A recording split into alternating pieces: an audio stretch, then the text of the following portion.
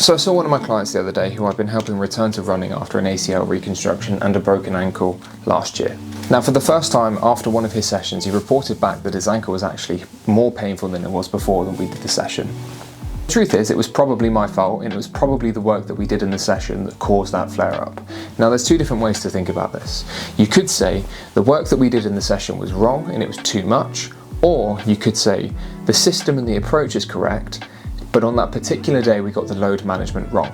The truth is, when you're recovering from an injury and you're trying to get back to anything that is dynamic and risky, such as running, you're going to have to take some risks in the rehab process.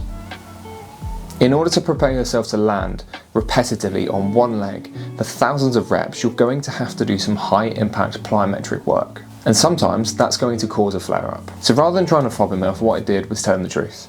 It was probably the work of the session that's caused the flare-up, but it doesn't necessarily mean that the strategy is wrong. And in that moment, what I believe I was able to do was take accountability for my choices, make him feel listened to and respected, but also help him to understand that the bigger picture of what we're trying to achieve is actually somewhat risky. And any coach that sits there and tries to tell you that they're able to get you back to a dynamic sport without taking any risks whatsoever is lying to you. You have to be honest with your clients. You have to admit when you made a mistake, but you also have to explain to them that the nature of what they're trying to do is somewhat risky.